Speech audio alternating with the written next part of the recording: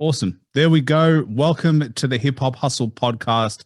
I was extremely excited. I'm very excited about this episode because I've got the great Flash on the show. And for anyone who doesn't know Flash, I think, you've been sleeping because Flash has a fantastic record in terms of who he's collaborated with, the tracks that he's done. But, notable artists like Styles P, Jadakiss, Tech, the Rough Riders, Ransom, literally the list goes on and on. So definitely make sure you check him out. And it's an absolute pleasure to have such an accomplished artist on the show. But man, yeah, how does it feel, being in the industry for a long time and brushing shoulders with so many artists that, we look back on today and go, damn, that they were all and they all still drop fire music.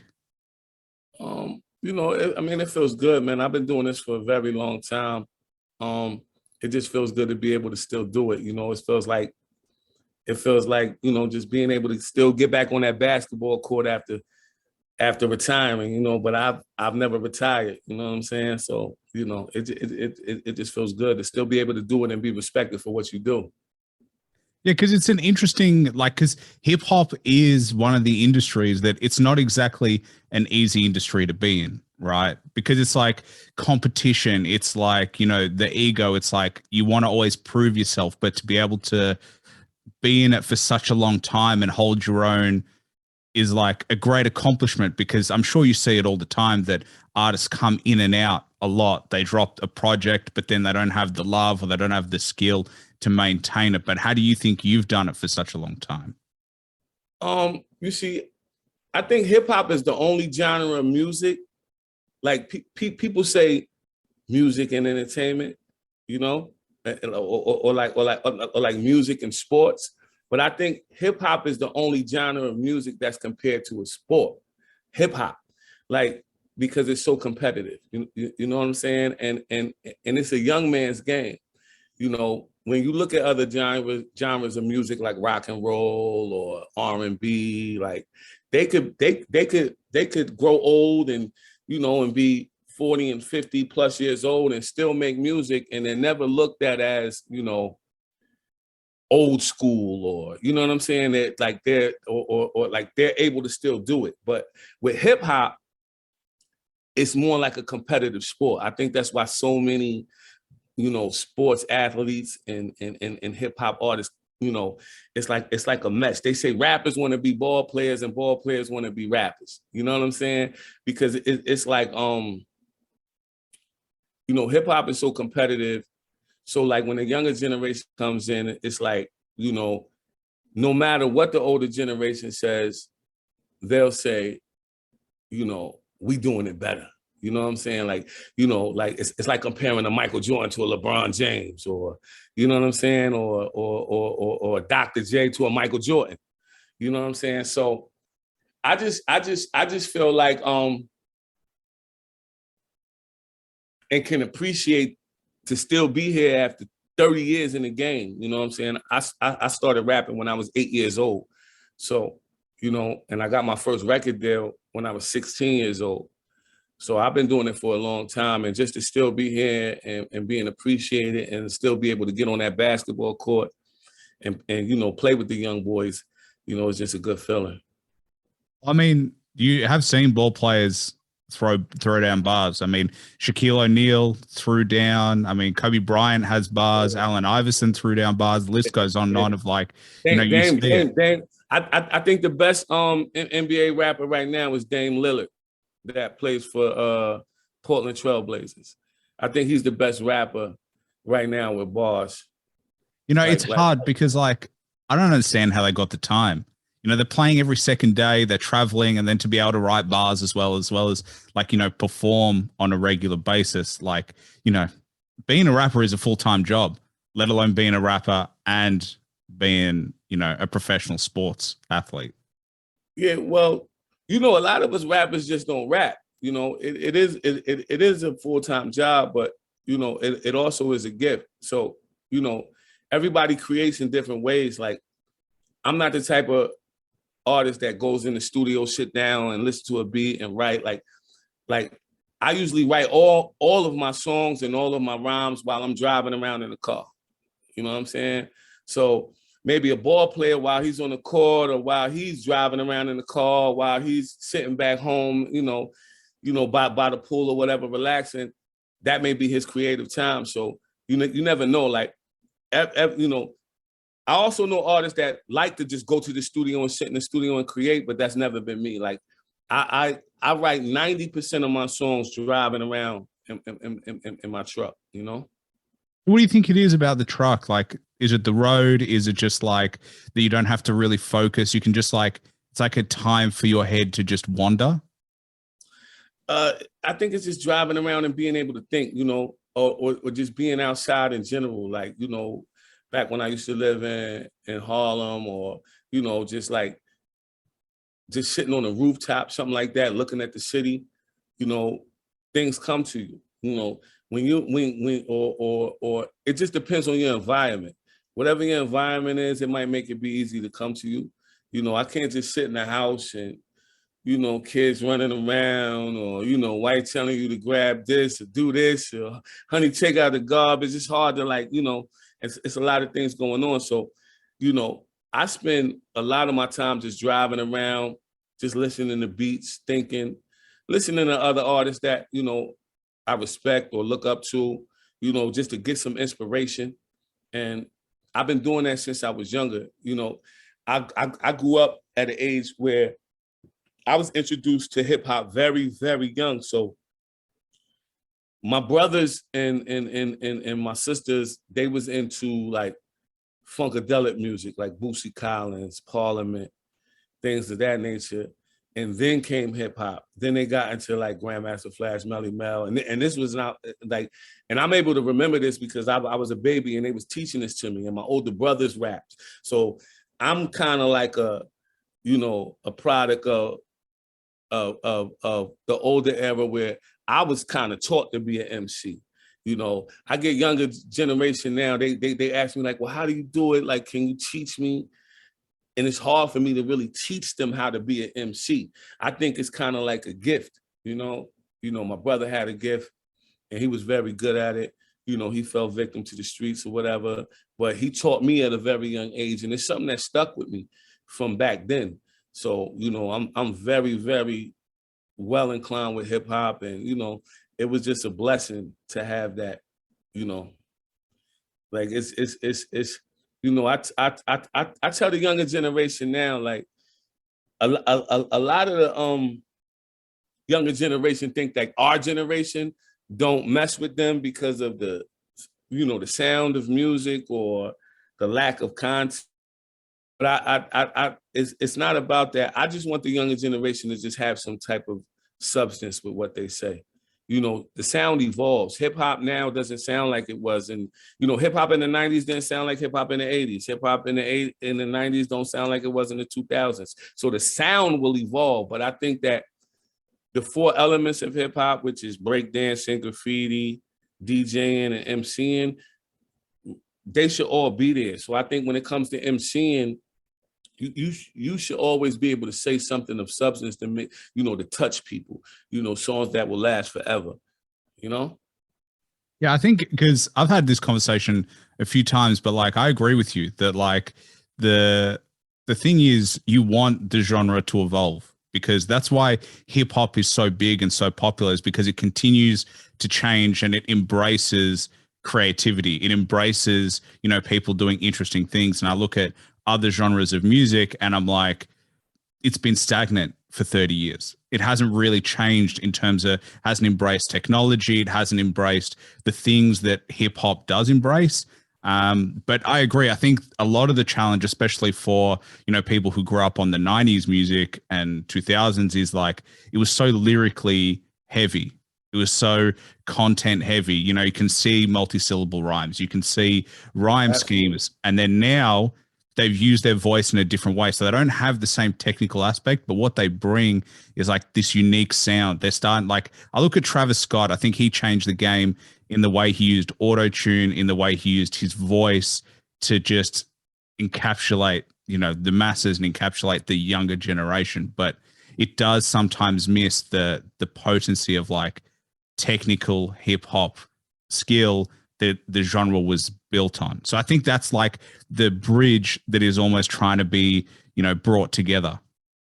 Absolutely. I mean, I think, like I said, it's a sport, and sports change, it's like saying like now, like it's just like, look at how the NBA players take rest and don't play games, or they're crying about fouls and they don't play as hard. It doesn't take nothing away from that you're a great player.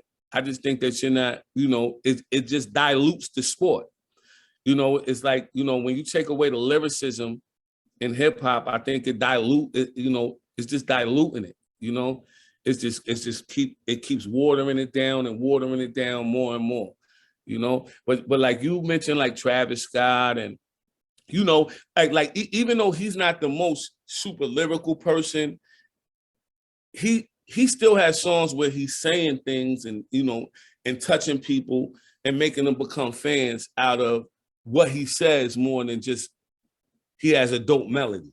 You know what I'm saying? Like, I give it to the younger generation. They came up with that, having a melody and things like that will catch people first. So not only is the beat a beat, you can also be a beat. So they're just vibing the more of how you're saying it than what you're saying. So, but just imagine if they could vibe to the beat, how you're saying it, and what you're saying. That would make you even more of a greater artist. You know what I'm saying? Triple I think threat. I agree with you. That's the challenge, is like, because and also at the same time, different hip hop for different moods. Sometimes you don't want to have, in-depth, messaging. Sometimes you just want to sit back, relax, and just have a vibe. Have a good time, have a vibe, or whatever vibe you're in.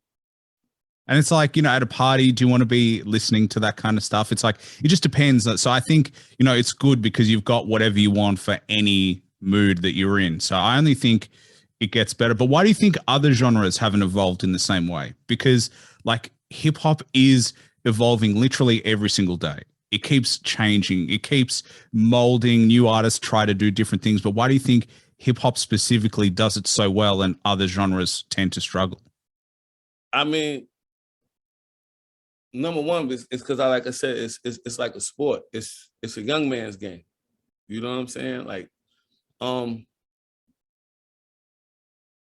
most other genres, and if you look at it, like, if you look at R&B music, country music, they are taking on hip hop. Like they're putting hip hop into what they do. You know what I'm saying? Like even rock and roll, like, I grew up when rock and roll was like the Van Halens and Aerosmiths and shit like that. And then it evolved into hip hop turning into like rock and roll turning into hip hop. It's like, even country music turns into hip hop. And I just think that hip hop evolves more because I think it's just a young man's game. And, the young people is the ones that say what's hot on the street. I just think it just changed more now with the internet, social media, shit like that. To where when I had to come in the game, like, you had to be what was hot. Like whatever the elders over you said was hot.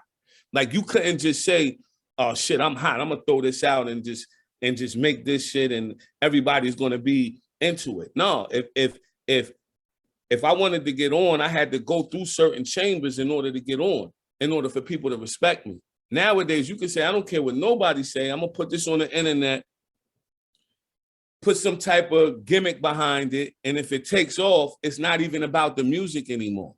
You understand what I'm saying? So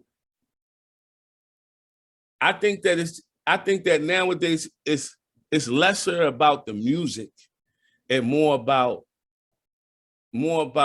just how the music is presented. I don't want to say a gimmick or shit like that, because that people think you hating, but I'm just saying, it's like, if you could present the music in a way where the people take to it, and you throwing some type of crazy video behind it, everybody's like, they're paying attention more to the video, which makes them like your music more. It's like it's like a distraction. You know what I'm saying? And I'm not saying like everything has to be super lyrical or or super substance. Because when I grew up, we had party rappers, we had conscious rappers, we had gangster rappers, we had all type of rap. But now it's like once one thing hits, the whole world tries to do that. And now everything sounds the same. You know what I'm saying? I think it's sales now and marketing. That's what it is. It's like it's got business behind it, like big business behind it. I think that's the big change. Is like now you've got corporates and now you've got real big machines that can push certain looks, they can push certain vibes. And so like if they feel that you represent a certain market, they can push you regardless of whether the music is really hot or not. That's the real change, I think. I don't think it's like if the music is hot or not. I think if you could push the market that they want you to push. Well, yeah, I mean, how many artists get I'm saying in my day, there was, like I said, there was gangster rappers who could be rich. There were conscious rappers who could make it and be rich. There were party rappers who could make it and be rich. But now it's like, it's not what's hot or not, it's what they want to push. Yeah, they decide. They want to push a bunch of gun talking and killing people, and I'm not down on anybody that does this type of shit. But if you look at what's popular now, drill rap and drug rap and what took over, you understand what I'm saying? They pushing that, and that's who's ever pushing that. Like you said, the corporate, that's their agenda. That don't mean that it's hot. Well, that means that it's popular. You could beat something in someone's head enough to where they say, this shit must be hot because I hear it all the goddamn time. You understand what I'm saying? That don't mean that it's really hot. You know what I'm saying? To be fair, on the flip side, I agree. But on the flip side, you have more independent artists than you've ever had before. Like now you've got artists who can, push their own music on their own independent label. People like Tech Nine really showed that it could be done. He's been Tech is dope though, but Tech is hip hop. But that's what I mean. So you can still be independent. So I think it's like you get the good and the bad because you've got the big corporate machines, but with technology and the internet, like we wouldn't be able to do this 30 years ago, right? So like you can now push your music without having to have a big corporate machine behind you, and you can still do a really good job. And you may not ever be as big as like, your Drakes, your Nicki Minaj's, like those people, but you can still make a career off being independent. And I think before that would have been really difficult.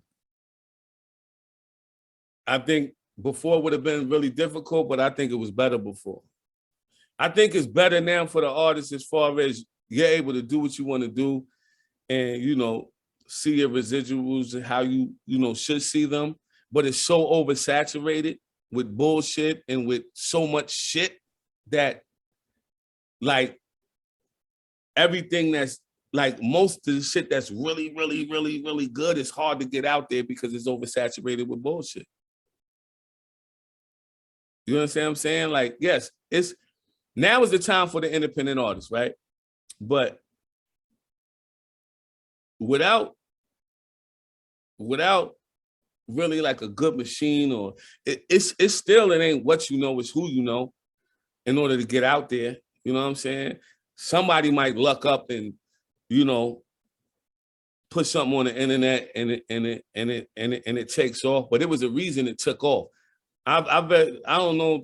I very seldom see somebody just put something on the internet and then kaboom, like something was behind it. You know what I'm saying?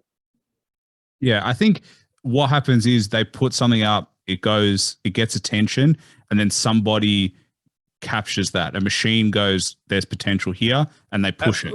So yeah. I agree. I think it's not like, these days, if you, that's lucky to me. Like, yes, it's really good, but like that success story is extremely rare.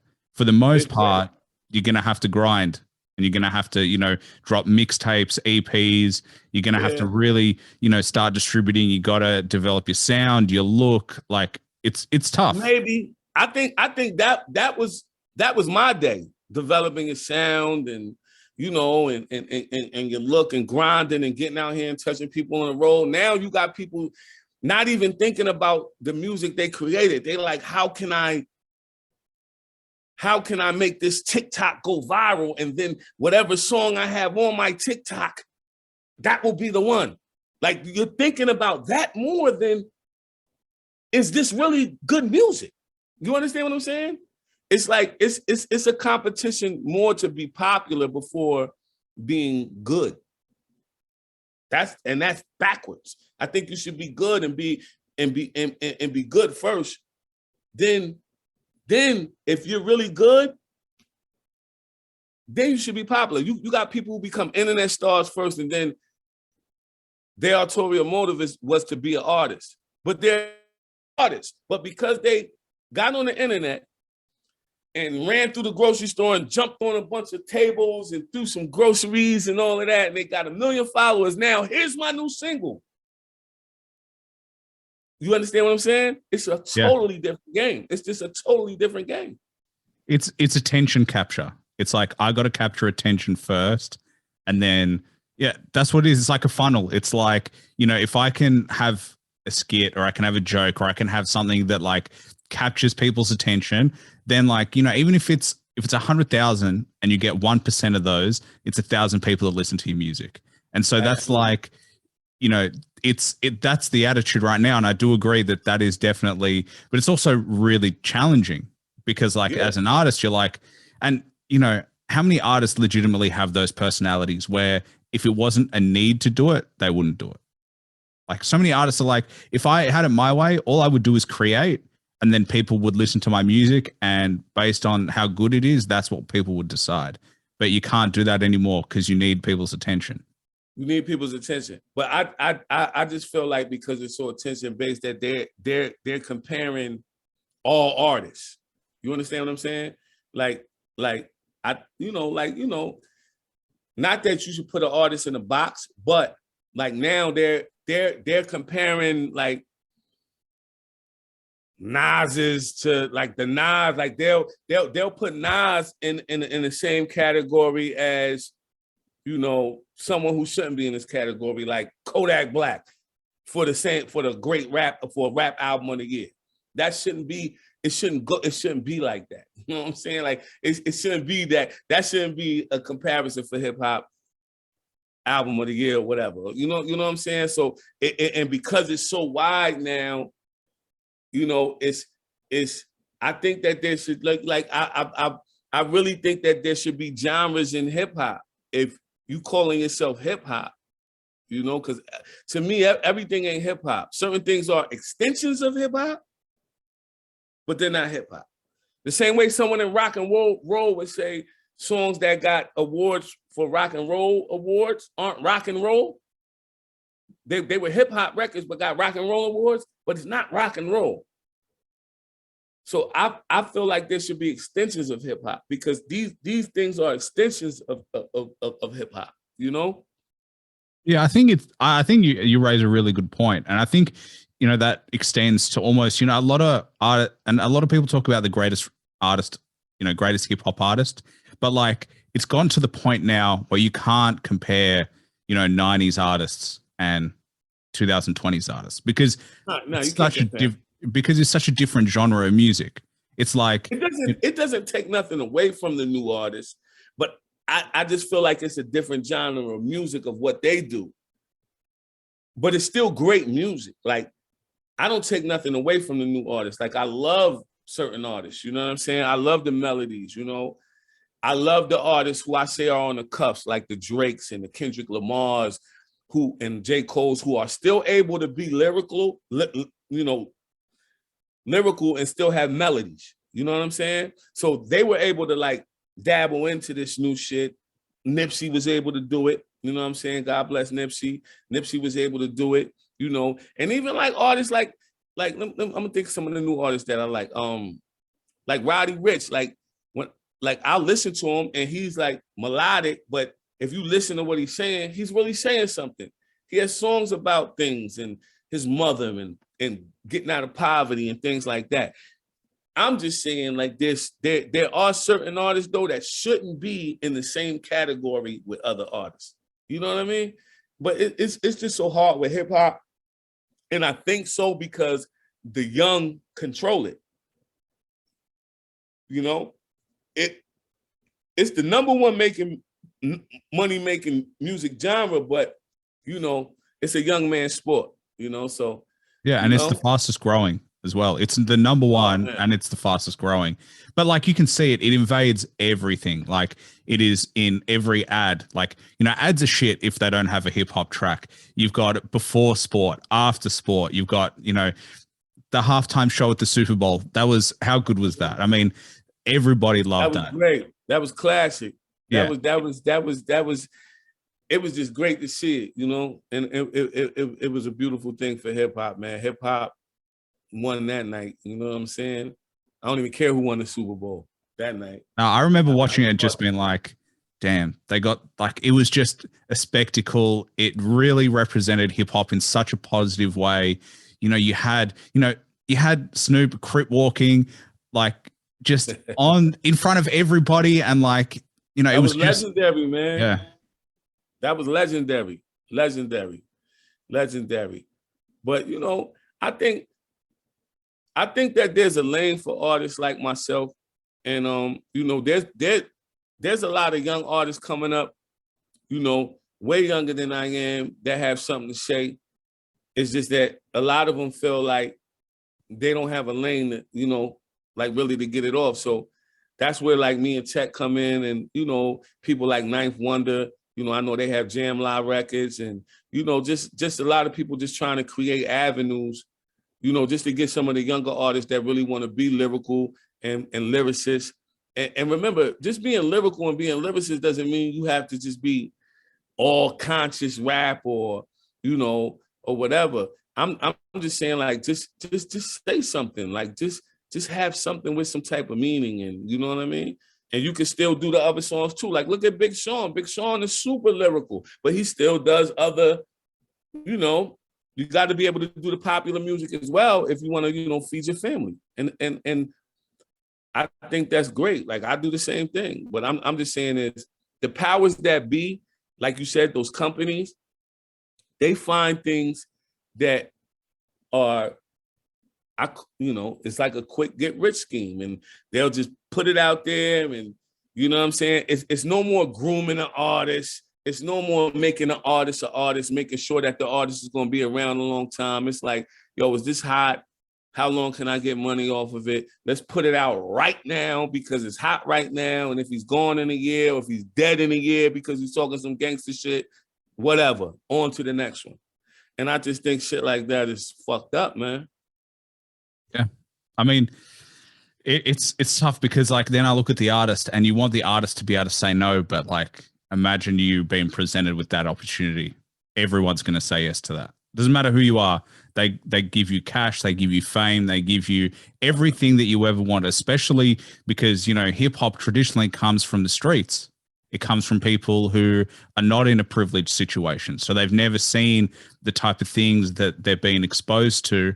So like, you know, you would sign your life away for the millions, for, you know, the attention. You all of a sudden, you know, you can buy shit that you never thought you could ever buy ever. And now all of a sudden, you know, that's possible. So, you know, it is good because it gives them that opportunity, but it's really bad because everyone's desperate enough for it. And it like you said, it does dilute the industry because it rewards a view, it rewards a market rather than who is the best or who helps the genre the most. I think that's where the challenge is. Yeah, like fuck the it dilutes the art form, you know? Like it's like you're taking away from the art form, you know, like there's no way that I like when I was first getting record deals and coming in the game that I could just come and say whatever I wanted to say. Like we was getting checked for shit. Like the record labels would go to the artists they had signed and say, like, yo, is this, you know what I'm saying? Boom, you know what I mean? Can you co-sign this? Because they want to break you through their artists, you know. But nowadays it's like, you know, and all I'm not saying all artists are like that because all artists aren't like that, you know. But I just think it's just uncontrollable.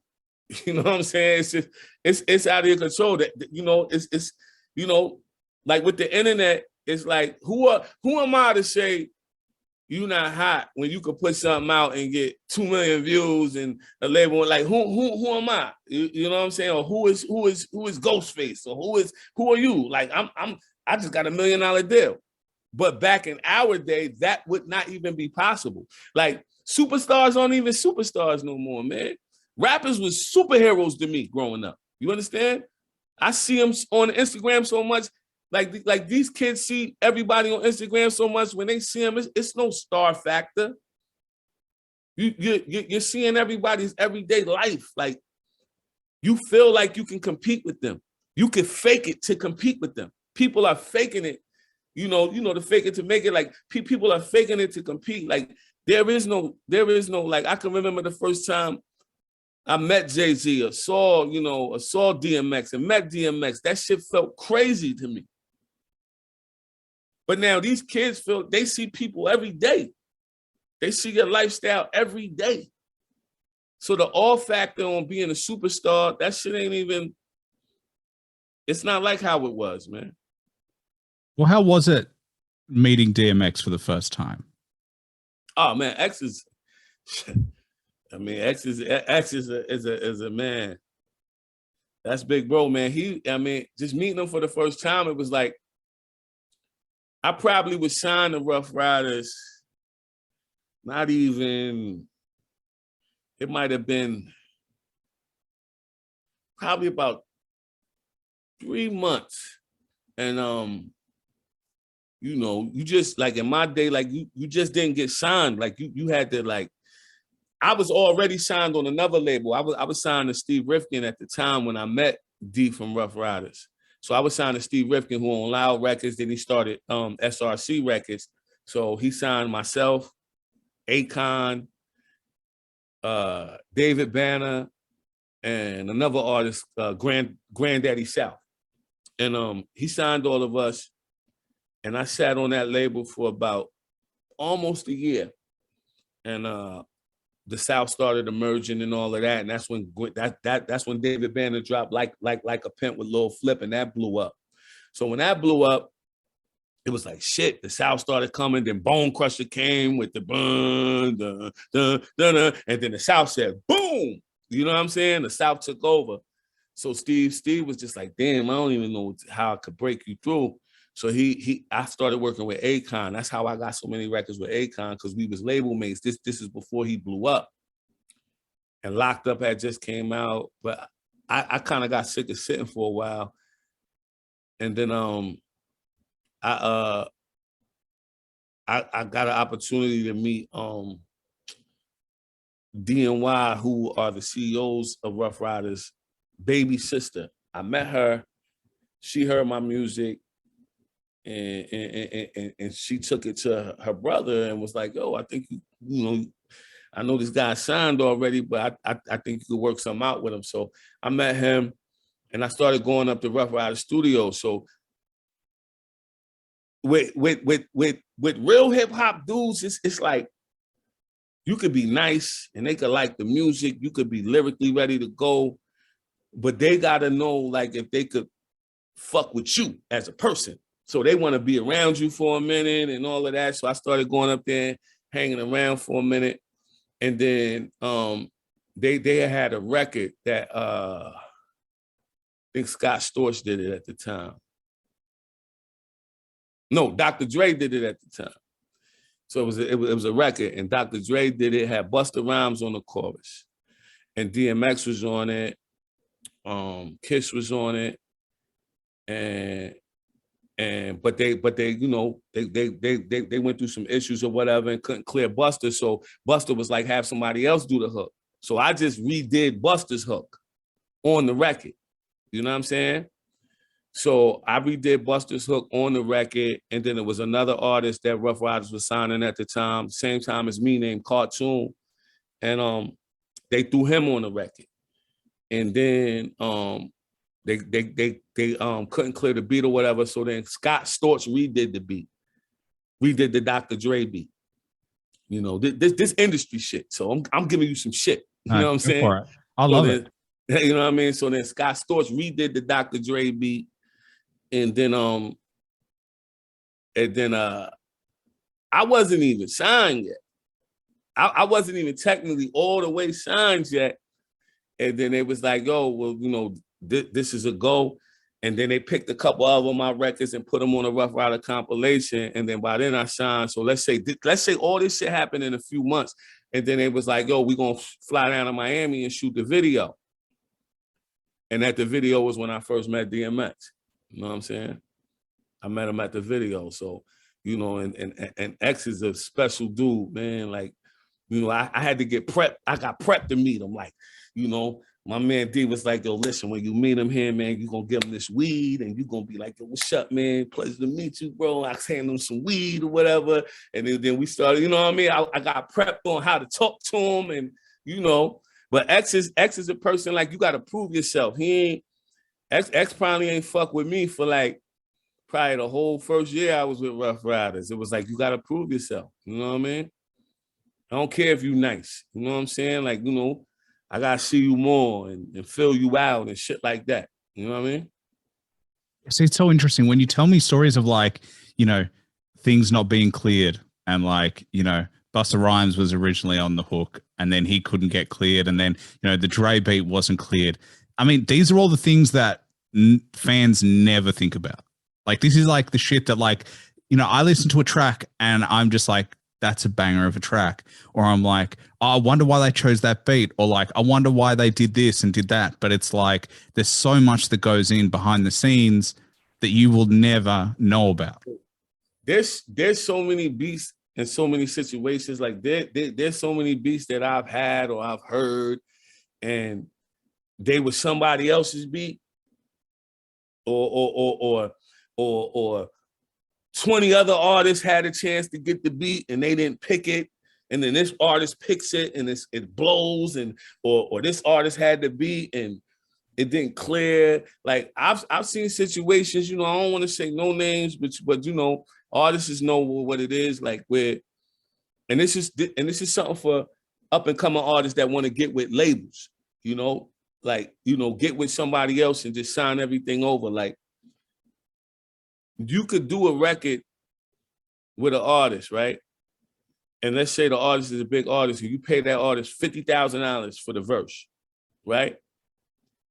When it comes time for your album to come out, if whatever label that artist is signed to doesn't clear it, that label might say, all right, well, I want another 50,000 before it comes out.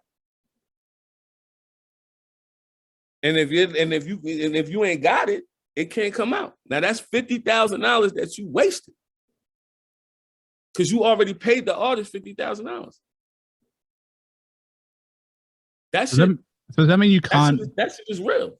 So you can't even put out the verse, like, or you just can't credit it. You just can't do any of that.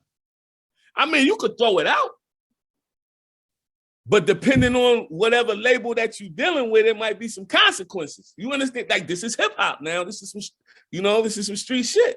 You know what I'm saying? So, and it's business. So, like, you could throw it out and say it got leaked on a mixtape or some shit like that. But if you've already been dealing with a label trying to clear it and it leaks out, 9 times out of 10, they're gonna come see you about that. You know what I'm saying? So, like, if you're negotiating with an artist and you say, yo, I'm gonna pay you $10,000 to do this verse, you need to be like, yo, how much is it gonna cost to pay, to clear, and all that other shit? If they're on a major label, because a major label could be like, nah, we want to get paid, or just no. I don't want it to come out. It's like how T-Pain said, like, man, I put my career on the line for a lot of you motherfuckers.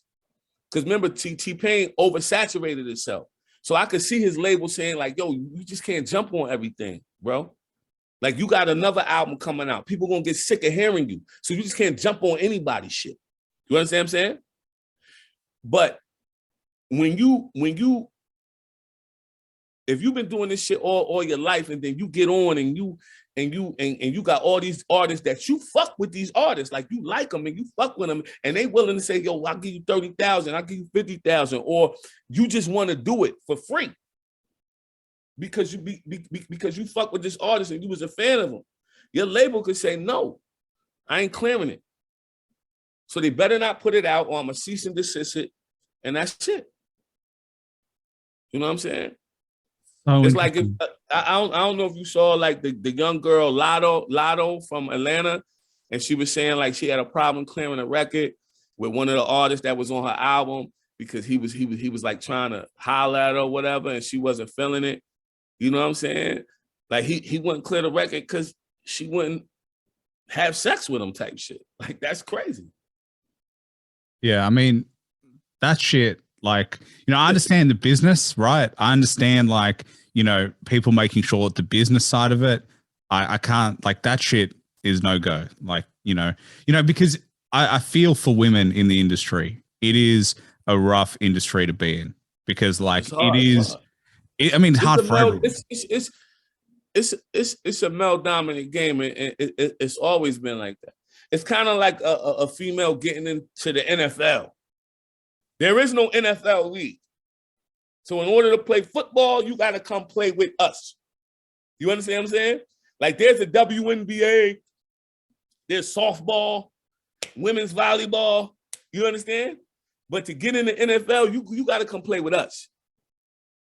And that's hard to do. You know what I'm saying? But, you know, women have done it, man, and been strong at it, and be better than a whole lot of us men. And that's just real. Well, that's because we come from a woman. Well, like that. There's because what I love about hip hop is there's no such thing as like anyone can as in like there's no archetype for what a rapper is. Anyone can be a rapper. It doesn't matter what you look like, where you come from. Anyone can do it if they want to. But it's like, but the challenge is that, like, because it's so male dominated, men don't really have rules with one another.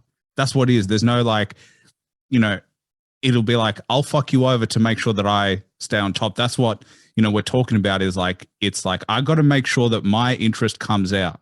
So if you paid 50,000 and you lose it, that's on you. That's not on me, because I got to look after my own interest. But like, you know, it is so rough. I can only imagine what it's like to be an artist. You save up 50 G's or 10,000 or 5,000 and you pay the artist to put the verse. They do it and then it gets blocked. And you've saved. But you can't be mad at the artist though. Yeah. Like if the artist is on an Interscope or a Universal or an Atlantic, and you know, like this is a risk, you know what I'm saying? But you may have a budget or something from your label, but it's still money that it's your money that you're gonna have to pay back. But if you know it, you know. But it's let like me tell buyer you beware. Man. It's like buyer beware. But I'm gonna tell you something, man. Just saluting my big brothers D and Y. They ain't never blocked nobody from getting no verses off. They ain't never like Kiss. Look how many features Kiss been on. You know what I'm saying? They ain't never say, "Yo, I need another 200,000 or whatever," and you could do that. I know people who do that all the time because it's just the nature of the business. Because look, you can't get mad at the label though. That's not no bullshit. Because if I was the label, right, and I put millions of dollars into this artist and I made this artist who he is, and I still haven't recouped yet, but you could go get $50,000, $100,000 for a verse, I need something too, because these people wouldn't want a verse from you if I didn't make you, right? This is where 360 deals come in. Young artists, you understand? So if you can't sell no records and recoup your money, you understand what I'm saying? The label has to get paid back somehow. Yeah. They you know what I'm saying? I heard Steve Harvey say on an interview from another podcast, like, yo, when it comes to the music industry and the entertainment industry, there is no back end. You don't ever see that back end, bro. It never happens. You barely recoup. Only time there's recoupment is if there's special art. Eminem, he might sold enough to recoup, maybe. You understand? Nelly, first album, shit like that. Shit that go diamond and all this other shit. You think of the money that the label spends to make you that big. You're always going to be in the red. That's why it's better to Blow yourself up if you can. If you have, if you know, that's how the South blew up. Like they had a lot of cats that was down there getting street money, putting money into the artists, blowing them up first. So when the labels come at you, you be like, yo, look, man, I'm making $1 million a year, dropping 3-4 albums myself, 3 albums a year myself, right? You coming offering me $1 million deal. I'd rather just work hard and drop these 3-4 albums myself. So you force the label to say, all right, well, look, I'm gonna give you a $10 million deal and I'm gonna cut you $3 million up front. And then the bag has to be worth it. You understand what I'm saying? So you're better off building your value first. So when they come, you get as much as you can. The same way that hip hop is a sport. It's just like sports. I had Donovan McNabb tell me when he signed that $200 million deal, you want to get as much as you can up front for your John Hancock because everything else isn't guaranteed. You understand? Yeah. So build your value to the point where you don't have to sign. God bless young Gulf Soul. He ain't have to sign. Motherfuckers offer him millions of dollars deal. But he said, you know what? I'm comfortable. Why would I give over my ownership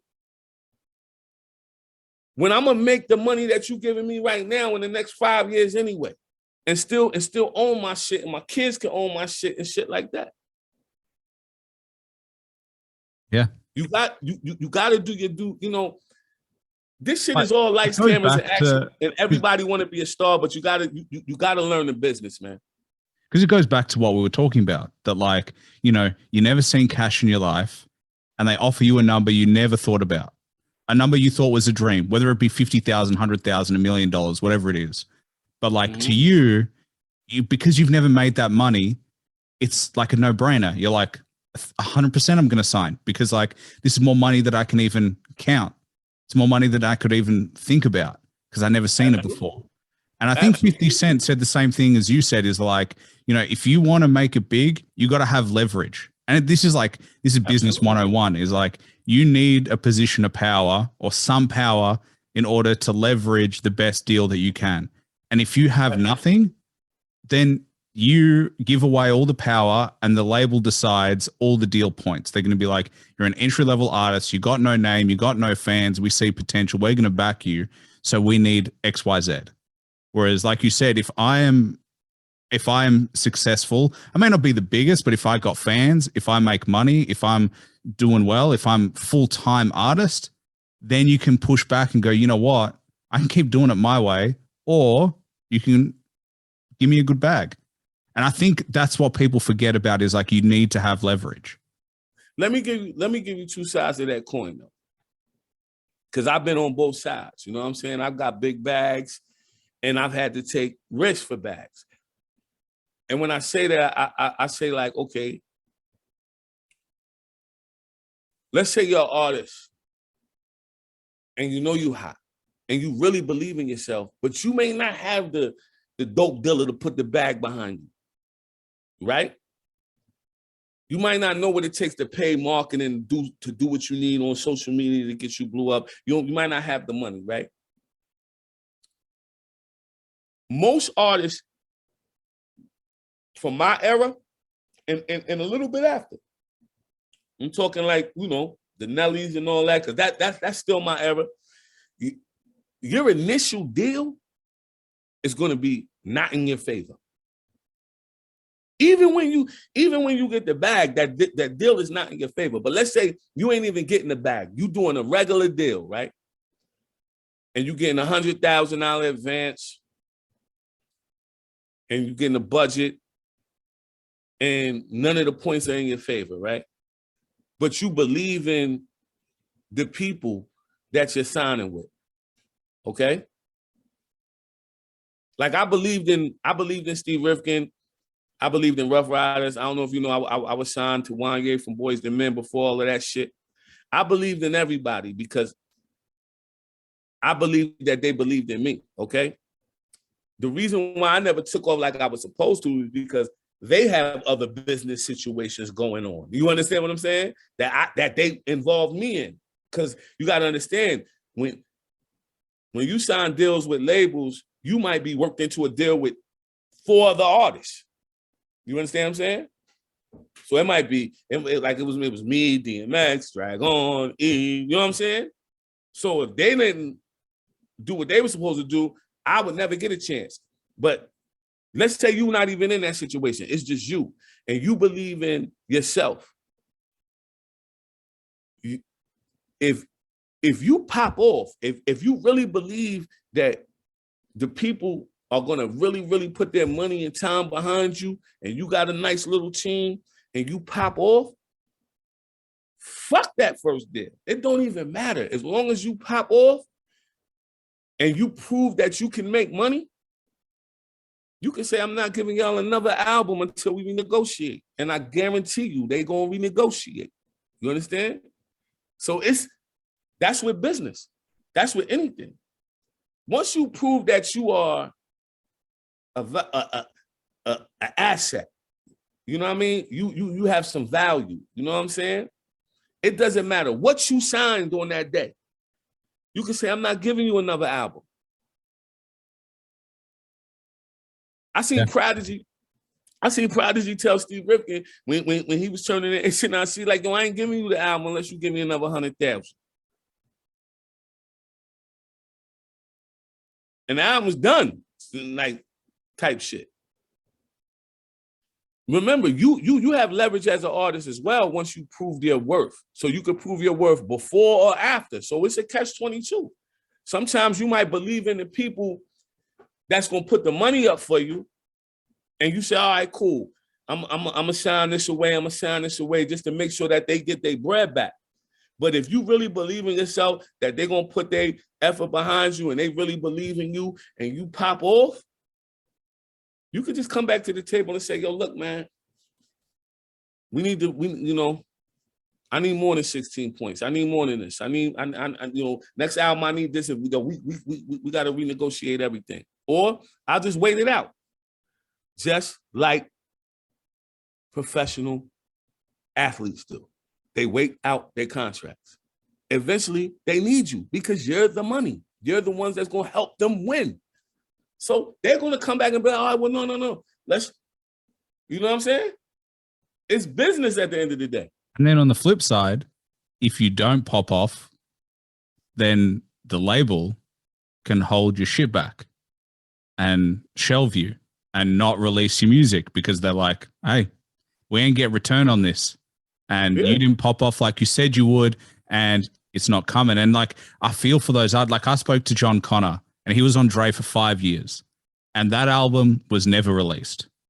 And it's like, he sat there for 5 years, and, you know, he has a great attitude now and he's independent now, but like, I'm only imagining what it would have been like to sit. I mean, imagine getting signed by Dre. His name precedes him. And then you're like, this could be the deal of a lifetime. This could make my career. I can go huge. And then it doesn't work out. And it's like he's starting again because no one heard from him for 5 years. And it's like, but you ain't got to sit though. I can't speak on John Connor's situation, but Joel Ortiz was in the same situation. Like you got to work your ass off, work your ass out that deal. Sometimes it's a catch-22. You know what I'm saying? Like Joel Ortiz was on Aftermath as well. He sat, but sometimes you could just work. I don't know his business. You know what I'm saying? But you know. Yeah. Any label I was on, man, that I wanted to be off of, I just went and asked him, like, yo, man, can you set me free? Like, and just ask them, like, yo, like, if you're not gonna do nothing with me, why hold up my life? But who knows? John Connor might not have been working. You know what I'm saying? It's like you could. If you got an album and it's done and it's never coming out, you know what I'm saying? Either Dre didn't like the album, or it could have been like you with Dre. So Dre could pull the trigger if he want to. You understand what I'm saying? So it's you never know what that situation really is. Like, I wouldn't have sat for 5 years, man. You could work your way out of that. he can't stop you from doing music, but he can stop you from dropping something stop you from going to get another bag from another company. You understand what I'm saying? He definitely can stop that. But you could go, you could work your ass off. I was with Steve Rifkin, you know what I'm saying? Like, you could work your ass off and go get a bag from another company, and the other company will come and buy you out that situation if you're worth it. I think sometimes it's like, you know, and I look at, you know, Kendrick's with Dre right now, and how long we've been waiting for the Kendrick album. They were saying last year they dropped the Kendrick album. So like, you know, it's not uncommon even for the big artists for their albums to like just, they get pushed back for whatever reason. And then, you know, 1 year turns into 2, it turns into 3, and all of a sudden you ain't heard shit. I think Kendrick just wants his independence because of his worth. Remember, I told you, like, he's proved that he can make money. So I don't know that situation, but I personally just think that he wants a better contract than what he's in. You understand what I'm saying? A better piece of what he's getting. You understand what I'm saying? I'm sure if he, I don't think Aftermath is holding his album back. You understand what I'm saying? I think that he just wants, you know, I think he wants his independence because he is who he is. He's proven that he can make money.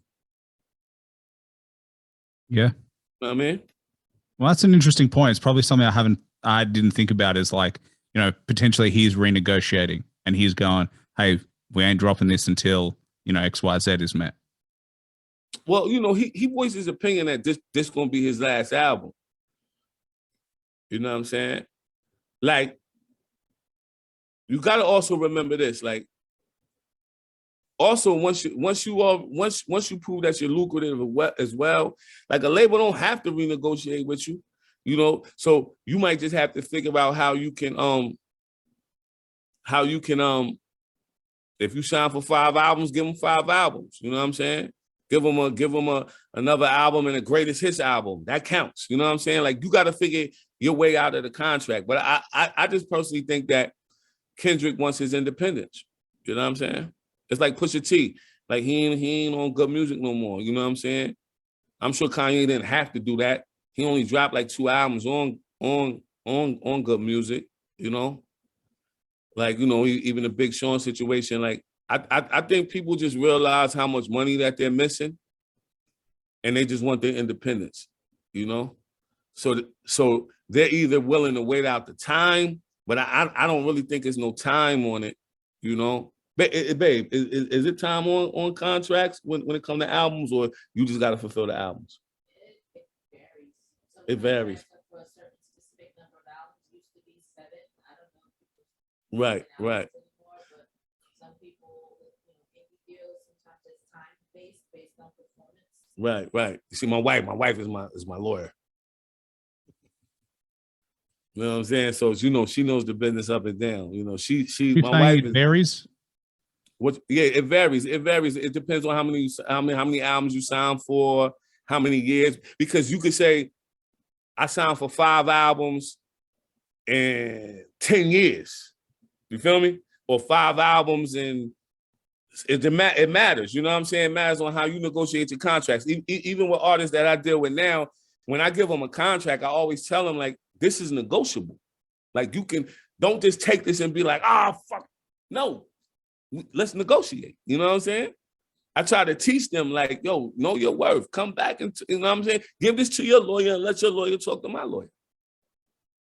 You know what I'm saying? So I think that it just varies. Like, you could sign for 5 albums, and but you could say in a contract, if I recoup what I already spent, then I'm out. You know what I'm saying? Like the way Puff and Jay-Z did it when they first did, they did major label deals. You know, I think back then they both were smart because they only took about $2 million. I think Puff first shit was $2 million. I think Jay-Z shit was $2 million, but they both paid them back off of the first albums that they released. You understand what I'm saying? Like, Puff paid that $2 million back off of Craig Mack and Biggie, and that's when he got the $30 million from Arista. And then Jay-Z paid his shit back to Priority. You know what I'm saying? That's what he was able to pay them back and leave them because he paid them back. Now, I owe you shit. And then he went to Def Jam. You understand what I'm saying? But a lot of artists aren't able to be that successful or even to have some other money in the stash to where, okay, I'm 500,000 short or I'm 250,000 short and pay my way out of this so I can go over here. You know what I'm saying? It's just crazy, man. The industry's crazy, man. You know, Yeah, people always ask questions. I love it. Like, because it's more than music. It's like all these things like I love listening to, because it's like all the shit that I never thought about. It's all the shit that like you only know if you live it. Like, or unless like you talk to someone like you who's lived it and who's in the industry. But like, you know, the regular person, the regular fan, there's no way of them knowing, because they haven't experienced it. They haven't, you know, and there's honestly, you know, people don't talk about it that much because it's not something cool to talk about.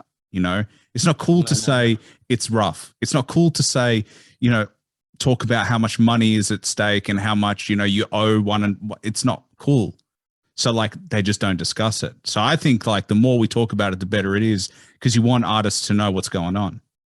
Yeah, I mean, that's why me and Tech really started this culture pushes thing that we're doing, you know, our label.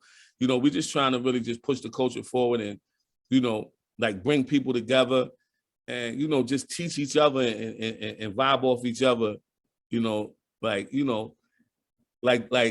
I always said, like this is something I always wanted to do. I always wanted to be an entrepreneur and give back to the artist.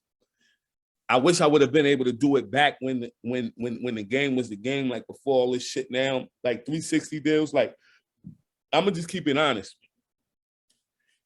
360 deals, they're not good, right? But if you look at the game, right? And let's say you sign with someone, they put all the money up for you, right? They help you blow up. Where does that company that put the money up from you get their money back from when there's no album sales? Streams don't pay shit. So if they didn't get money off of shows, merch, publishing, or whatever it may be, how would a company recoup? Now, back in the day, in my day, you sign a record deal, they take 50% of your publishing, they take 50%, because think about it. They're selling albums for $12.99, $10.99, $9.99. You're getting 11 cents, 16 cents. Okay? It's going to be impossible for you to pay back the $1 million that they spent to make you who you are. You understand? So for them to take your publishing and shit like that, and they're getting that money off record sales, that's robbery. And that's what a lot of motherfuckers was doing back then, because that's how they was taught to do it. But that was wrong. But I know a lot of industry dudes that wasn't doing it like that. Steve Rifkin, like they ain't take no publishing and shit like that. But nowadays, it's like, how does a company that puts all this money up for you, or, you know, and blows you up, how do they get their money back? How? There's no way, unless they can get a percentage of everything that you make. Now, I'm not saying that it has to be 50%. This is where you got to negotiate. The industry changes with the times. You understand what I'm saying? Once you start going to these major labels, your deal going to be a 360 deal unless you bringing something to the table. You already making money. And you can show them, listen, I'm already making this, so I'm going to be able to pay you back. So you can only get a percentage of this, this, and this. If you're not doing that, and a label says, listen, I'm going to sign you to a deal. It's going to be a 360 deal, and I'm going to give you $1 million in advance. Think about that, somebody coming from the hood who ain't had shit. You're going to sign that 360 deal, right? But you might be caught up in that shit forever. So it's how you negotiate your contract. You can say, all right, this is a 360 deal for 2 years. After 2 years, 2 albums, we negotiate. You have to have people on your team and a good lawyer and things like that. Sometimes you got to gamble, like you know, it's like the game changed, man. It's like I told you, Young Dolph felt like he didn't have to take that. He didn't have to take that back. And he didn't. You can slow walk it. But just know that that's how record deals are going now. So I advise you just to get with a good, strong team, dudes who believe in you, dudes that's gonna put up some bread for you, and work out your business with them.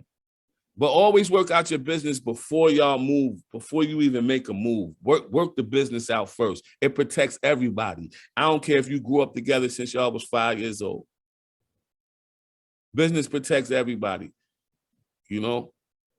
I agree. And before the money comes in, yeah. I always say, you don't negotiate when the money's on the table. You negotiate when there's no money. Because you don't want people who do nothing and don't help you to come back later and be like, now there's money on the table. We didn't negotiate. And I'm going to call back, that time, at the beginning when I helped you, now I want some cash.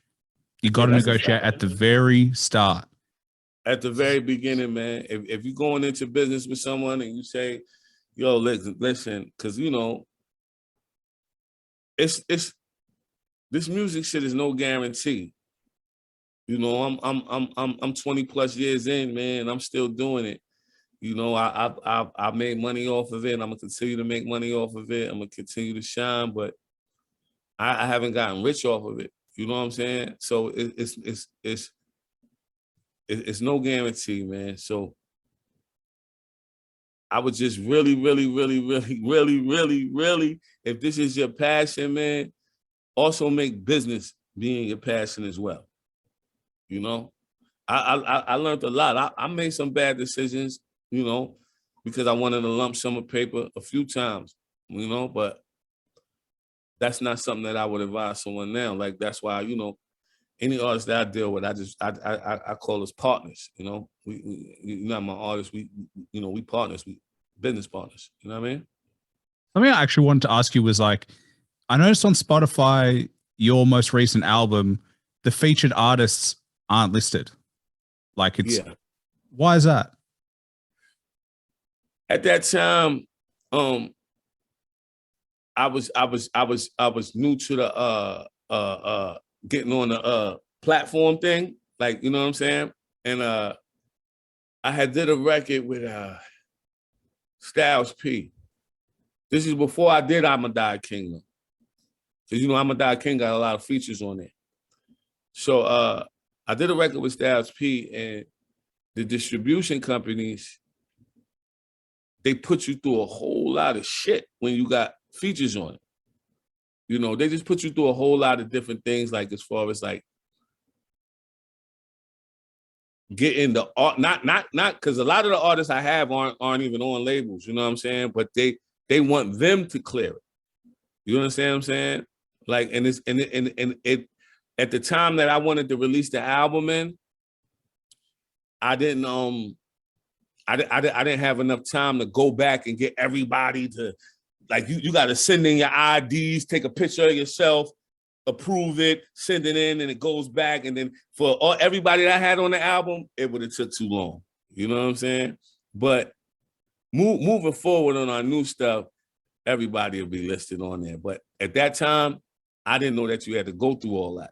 But I had did a record with Styles P called Fished Up, like not the remix that's on I'ma Die King, but the original album. And they put us through so much to get that cleared. And it was like, shit. Like, I ain't want to keep calling Styles, but like, yo, can you take a picture of yourself? Can you send an ID in? Can you do this? Like, it gets, you know what I'm saying? Like, they already doing you a favor. They already, like, I got you, bro. You know what I'm saying? Send a record, I got you. You know what I'm saying? And then you calling them back, asking them for extra shit. Like, I had too many people on that project to go through that process. In the time that I wanted to drop the album in. I could have went through it, but I just wanted to release that project. So I gotta tell you, I'm with you. Fucking admin kills me. It kills me. That type of shit was just crazy, man. It was handle crazy. it. But I think I'm gonna re-release that project. I'm gonna re-release it with all remixes. You know what I'm saying? Because that project is crazy. It got a great response here overseas. So I'm gonna re-release that project with remixes. And then I have everybody on there. And me and Tech is getting ready to drop a project this summer. Just a little EP. You know, we got some people on there. We got Fame from MOP on there. You know, we got Method Man on there. You know what I'm saying? So it's gonna be a dope project. Well, I think that leads to my last question, and then we can plug some of your stuff because I definitely want to make sure we do that. But last question I have for you, it's the only question I plan on the podcast, but if you had to recommend one album that everybody should listen to at least once to get an appreciation of, can be any genre, it can't be your music, what would it be? Nas Illmatic. That's my favorite album, man. Hard to complain. There's no skips on that one. No skips on Illmatic.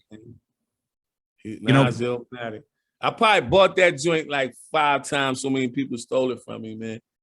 That, you know, Nas gave me the feeling, man, when I was a young boy growing up listening to like Rakim. You know, like Rakim made me change the way I rhyme from the hip hop, yes, y'all, to the beat, y'all, to getting more lyrical. He came with the ain't no joke. I used to let the mic smoke, like putting the words together in a way that you never heard before. And I think when Nas came with Illmatic, man, it did something for me, man. And I got my record deal like a year or two after Illmatic came out. And what's crazy is, I was in a group called Cypher Complete. We was on the Lyricist Lounge compilation Volume 1. I don't know if you're familiar with the Lyricist Lounge. Yeah, the Lyricist Lounge. The first single off that album was Body Rock by Common, Tash from the Alcoholics, and Mos Def. But I was in me and the group Cypher Complete, my man, we was in Unsigned Hype. I'm sure you heard of Unsigned Hype in the Source. Yeah. We